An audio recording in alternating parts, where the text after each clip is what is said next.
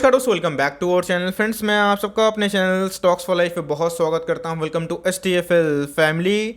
Dear family members, ये video बहुत ही इंपॉर्टेंट होने वाली है और दोस्तों जनरली मैं रिक्वेस्ट नहीं करता, लेकिन इसमें रिक्वेस्ट कर रहा हूं कि वीडियो के एंड तक बने रहें।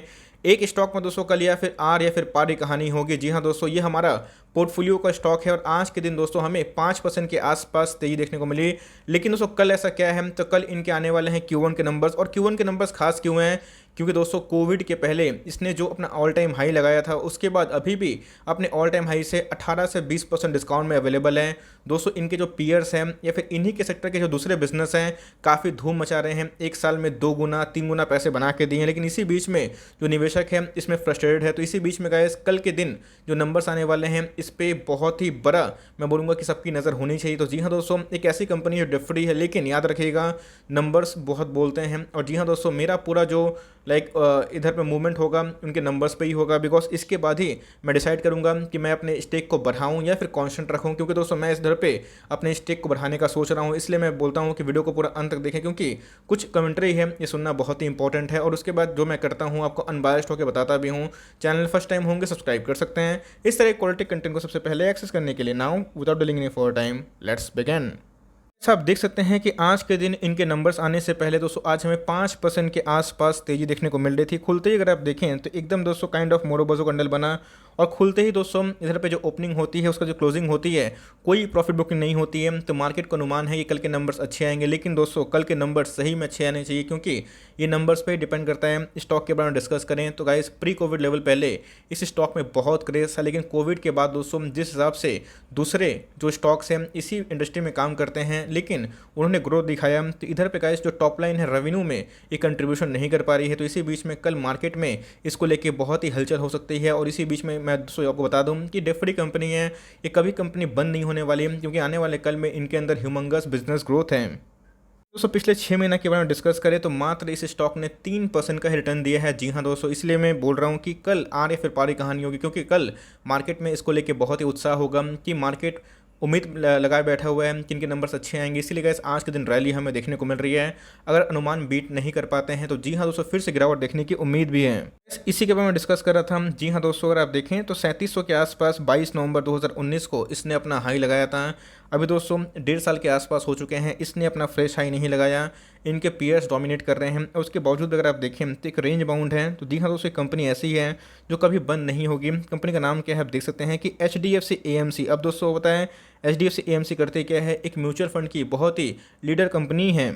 SBI के बारे में डिस्कस करें, HDFC AMC के बारे में डिस्कस करें तो सब म्यूचुअल फंड में काम करती है। लेकिन एज ए सेकेंड लार्जेस्ट आपको पता है कि AMC में ये उमरी हुई है। और आपको पता है कि मेरा शुरुआत से ही बहुत इंटरेस्ट बना हुआ है। इसके पहले गए स्टॉक 2200 के भी आसपास आया था, लेकिन जैसे बताया कि जो डिपॉजिटरी वाले स्टॉक्स हैं जो मोनोपोली क्रिएट कर रहे हैं, जैसे CDSL हो गए, MCX हो गए, IEX हो गए, सारे दोस्तों आउट परफॉर्म कर रहे हैं। क्योंकि आपको पता है कि म्यूचुअल फंड अभी जो पहले ट्रेंड था कोविड के बाद दोस्तों, सीधा जो लोगों का जो एक चॉइस है वो कहाँ पे बन चुका है, सीधा दोस्तों अपने ही डीमेट अकाउंट खोल के मार्केट में निवेश करते हैं। और यूट्यूब एक ऐसा प्लेटफॉर्म हो चुका है जहां पे आपको सीखने में बहुत ही आसानी हो जाती है और प्रॉपर गाइडेंस की वजह से आप सही डिसीजन ले सकते हो। तो म्यूचुअल फंड के बारे में डिस्कस करें तो कभी इंडस्ट्री खत्म नहीं होगी, लेकिन जो एक्टिव पार्टिसिपेंट हैं अब गए सो धीरे धीरे म्यूचुअल फंड से निकल रहे हैं और सीधा ही दोस्तों अपना डीमेट अकाउंट खोल के उधर पर ट्रेडिंग करना पसंद कर रहे हैं। बस इससे कंपनी कभी खत्म नहीं होगी, बिकॉज म्यूचुअल फंड कभी खत्म होने वाला नहीं है। यूएस में दोस्तों फाइनेंशियल लिटरेसी बहुत ज़्यादा है, उसके बावजूद भी जो म्यूचुअल फंड इंडस्ट्री है काफ़ी हद तक ग्रोथ में देखने को मिली। लेकिन इसी के बीच में गाइस जो कल के नंबर्स होने वाले हैं, तो मार्केट का अनुमान है कि इनके जो प्रॉफिट होंगे 330 करोड़ के आसपास होने की उम्मीद है। अब दोस्तों ये बहुत ही इंपॉर्टेंट रोल प्ले करता है। अगर कल भी दोस्तों ये परफॉर्म नहीं कर पाता है तो ऑफकोर्स अपने आप में एक चैलेंजिंग हो सकता है। तब जो बहुत ऐसे लोग हैं जो एकदम इसको ईगरली वेट कर रहे थे कि भाई नंबर्स अच्छे होंगे तो ही कंटिन्यू करेंगे, अदरवाइज बेच के निकलेंगे, तो जी हाँ दोस्तों वो डिसीजन ले सकते हैं। लेकिन उसके पहले एक बार हम लोग फंडामेंटल्स देखेंगे, कंपनी के फंडामेंटल्स कैसे हैं, और उसके बाद दोस्तों मैं क्या करने वाला हूँ वो भी आपको दिखाऊंगा। इस 2000 का लो बना के इस कंपनी ने अपना फ्रेश हाई 3300 के आसपास दिया। ऑफकोर्स दोस्तों एक फ्रस्ट्रेटिंग मोमेंट है, लेकिन अगर आपने मेरे वीडियो देख के इधर पे खरीदारी करी होगी तो मैक्सिमम चांसेस है कि आप प्रॉफिट में ही होंगे। लेकिन यस, प्रॉफिट दोस्तों 10-15-20% के आसपास होगा। लेकिन इसमें अगर आप देखें तो मार्केट कैप दोस्तों 65,000 करोड़ के आसपास की मार्केट कैप है। मतलब दोस्तों एक लार्ज कैप कंपनी है, इस बात को ध्यान रखिएगा। इंडस्ट्री पी की बात की जाए तो 41 के आसपास है और इनका जो पी है 50 के आसपास, क्योंकि एक प्राइम वैल्यूएशन पे इसलिए है क्योंकि दोस्तों इसके जो पहले जो नाम है HDFC, यही ही दोस्तों इसको प्राइम बना के रखा हुआ है। कंपनी का अगर आप देखें दोस्तों तो इनके अंदर जो रिजर्व और सरप्लस है काफ़ी हद तक प्रॉमिसिंग देखने को मिलते हैं। कंपनी एक कैशिश कंपनी है। कंपनी के मार्केट कैप से अगर आप कंपेयर करें तो जी हाँ दोस्तों, कंपनी के पास 4600 करोड़ के आसपास रिजर्व हैं। बात की जाए जो 2020 से बढ़ चुके हैं। यही नहीं दोस्तों, बात की जाए जितने भी नैम इंडिया की बात की जाए, यूटी एएमसी को छोड़ के हाल ही में लिस्टिंग हुई है। दोनों दोस्तों अपने 52वीं हाई से काफ़ी लो दिखाई पड़ रहे हैं। लेकिन इसी बीच में जैसे बताया कि हमेशा कोई स्टॉक बीट नहीं करता हुआ पता है किसके पहले जो फ्रैंकिन में कांड हुआ था जहां पे रिडम्पशन नहीं हो पा रहा था, जिसकी वजह से एक नेगेटिव सेंटीमेंट पड़ा था म्यूचुअल फंड इंडस्ट्री से, वहाँ पैनिक सेलिंग हुई थी जहां पे जितने भी एएमसी वाले स्टॉक्स हैं काफ़ी गिरते हुए दिखाई पड़ रहे थे। तो इसी बीच में इसको लेके बहुत ही मार्केट में अनुमान है इनके प्रॉफिट तो निकल जा रहे हैं, कोई दिक्कत वाली बात नहीं। मैं दिखाऊंगा चार्ट कि इनके प्रॉफिट में कंटिन्यूसली बढ़ोतरी हो रही है। लेकिन दोस्तों जो मिसिंग कर रहे हैं वो मिस कहाँ पे कर रहे हैं, इनके टॉप लाइन में रेवेन्यू में एज सच उतनी बढ़ोतरी देखने को नहीं मिल रही है। तो मार्केट में दोस्तों इसको लेकर एक नेगेटिविटी है। लेकिन कंपनी के फाइनेंशियल्स की बात की जाए, आरओई टॉप क्लास है, 27 के आसपास है, 21 के आसपास करंट रेशियो। कंपनी को चलाने के लिए कोई भी फंड की आवश्यकता नहीं है। कंपनी बहुत ही लो कॉस्ट बिजनेस मॉडल है, आपके पैसे ही फंड मैनेज करते हैं और उसे चार्ज करते हैं। तो कंपनी एक डेट फ्री है, इस बात को आप नोट करके चलें। इसमें इसी के बारे में डिस्कस कर रहा था। अगर आप देखें तो जी हाँ दोस्तों, कंटिन्यूसली कंपनी के प्रॉफिट के बारे में डिस्कस करें तो प्रॉफिट बढ़ रहे हैं, इसमें कोई भी डाउट नहीं है।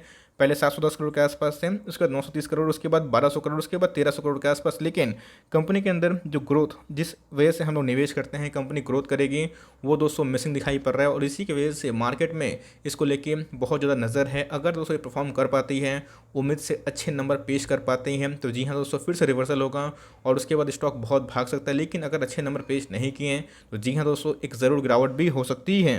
आज के दिन की बात की जाए तो जैसे बताया कि आज मोरोबोसो काइंड ऑफ कैंडल बना है और इसने 3000 के लेवल को सस्टेन किया भी है, क्लोजिंग भी हुई है। तो आने वाले कल में जैसे बताया कि प्रॉफिट अगर सही होते हैं तो जी हाँ दोस्तों इधर पे फिर से रौनक आती है। तो मैं अपनी बात करूँ तो जी हाँ दोस्तों, मैं अपने स्टेक को इधर पे कांस्टेंट रखने वाला हूँ। जब तक मुझे इनके नंबर्स आउटस्टैंडिंग नहीं लगेंगे तो मैं स्टेक को नहीं बढ़ाऊंगा। आपको पता है कि मेरी भी मंथली एसआईपी होती है, मैं भी अच्छे अच्छे स्टॉक को हमेशा बाय ऑन डिप्स करता हूँ या फिर अपनी एसआईपी के माध्यम से अपने स्टेक को बढ़ाता हूं। लेकिन जो दोस्तों टॉप लाइन में मिसिंग जो रेवेन्यू दिखाई पड़ रहा है उसकी वजह से मैं भी फैसले लेने में मजबूर हूं, क्योंकि अगर नंबर्स अच्छे नहीं आए, टॉप लाइन में बढ़ोतरी नहीं हुई तो जी हाँ दोस्तों मैं अपने स्टेक को नहीं बढ़ाऊंगा और मैं कॉन्स्टेंट ही रखूंगा। लेकिन मैं एक भी शेयर को सेल नहीं करने वाला। दोस्तों स्टॉक के पास बहुत विकल्प है, चाहे वो CDSL के नाम पे हो या फिर कैम्स के नाम पे हो या फिर कोई भी स्टॉक के नाम पे हो, सब ने बेतहाशा पैसा बनाया है और बना भी रहे हैं क्योंकि उनके बिजनेस बढ़ रहे हैं। तो आने वाले कल में जैसे बताया कि AMC वाले बिजनेस कभी खत्म नहीं हो सकते, इस बात को ध्यान रखिएगा। AMC चलते ही रहेंगे। लेकिन यस, जो ग्रोथ की चांसेस हैं सिर्फ इसमें नहीं दोस्तों, बल्कि सारे जो ग्रोथ के चांसेस है जितने भी AMC में, वो हमें लैगिंग दिखाई पड़ रहा है। जैसे मैंने बताया कि फाइनेंशियल लिटरेसी की वजह से लोग खुद से निवेश करना पसंद कर रहे हैं, तो इसकी वजह से एक नेगेटिविटी है। लेकिन जितने बड़े बड़े फंड हाउसेस हैं उनके लिए दोस्तों टारगेट और भी आसान हो जाता है, क्योंकि आने वाले कल में फाइनेंशियल लिटरेसी बढ़ेंगे तो इनको स्टॉक मार्केट का ज्ञान नहीं है। वो क्या करेंगे, सीधा दोस्तों AMC के साथ ही जाएंगे। तो देखना बनता है कि इनके मैनेजमेंट से कल क्या कमेंट्री आ रही है और कमेंट्री के तहत दोस्तों मैनेजमेंट क्या बोल रहा है। इस इधर पर अगर आप देखें तो एकदम एक रेंज बाउंड है, तो ये इनके लिए बहुत चैलेंज हो सकता है। तो जी हाँ, अगर नंबर्स अच्छे आएँ तो एकदम विस्फोट होना तय है, खराब आए तो ऑफकोर्स उससे गिरावट हो सकती है। तो अगर आप इसको लिए हुए हैं तो कल के दिन नंबर्स आने के बाद मैं रिव्यू कर दूंगा कि मुझे नंबर्स कैसे लगें। जैसे मैं बताया कि मैं अपने स्टेक को सेल नहीं करने वाला हूँ दोस्तों। मेरे बहुत पैसे बने बहुत सारे स्टॉक्स में, चाहे वो केमिकल वाले स्टॉक पे हो या फिर IT वाले स्टॉक पे हो, बैंक की बात की जाए, NBFC की बात की जाए, फाइनेंशियल सर्विस की बात की जाए, अभी लैग कर रहा है लेकिन आने वाले कल में वो भी बूम करेंगे। तो कंपनी एज सच कोई बुरी नहीं है, लेकिन जो टॉप लाइन में ग्रोथ नहीं हो रहा है इसके वजह से एक चैलेंजेस है। लेट्स सी क्या होता है। लेकिन जैसे बताया दोस्तों कि आपका जो कॉल है आप ले सकते हैं, बट मैं अपनी साइड से बोलूँ तो मुझे कंपनी में over the long period of time 5 साल 10 साल में ग्रोथ दिखाई पड़ती है। तो अभी थोड़ा सा पैनिक हो रहा है, थोड़ा सा लोग परेशान हैं, लेकिन मुझे कंपनी में भरोसा है। लेट्स सी कल के नंबर्स के बाद ही हम डिस्कस करेंगे कि नंबर्स कैसे। लेकिन आपके पास अगर ये स्टॉक हैं आपको ज़रूर दोस्तों होल्ड एंड कंटिन्यू करना चाहिए, कम से कम नंबर ज़रूर देखनी चाहिए। छोटी सी अपडेट थी गाइस, बिकॉज मैं जो भी काम करता हूँ अनबायस्ड होकर बताता हूँ कि मैं इसको ट्रैक कर रहा हूँ, इसको ट्रैक नहीं कर रहा हूँ। आप चाहे तो फॉलो कर सकते हैं, फिर कंप्लीट डिस्कार्ड कर सकते हैं, बट मेरे हिसाब से एक बार नंबर्स देख लीजिए, आपको ओके लगेगा तब कंटिन्यू कर सकते हैं, नहीं ओके लगेगा तो आप चाहे तो गाइस अपना कोई डिसाइड कर सकते हैं। और इसके विकल्प में CDSL और कैम्स भी अच्छा विकल्प है। लेकिन जैसे बताया कि कंपनी बुरी नहीं है, लेकिन हालात ये भी ऐसे हैं। लेट्स सी कंपनी क्या कल करके दिखाती है। तो मार्केट में इसको लेकर जो अनुमान है मैंने बता दिया, 330 करोड़ के आसपास प्रॉफिट का अनुमान है। लेट्स सी उसको तोड़ पाती है फिर नहीं।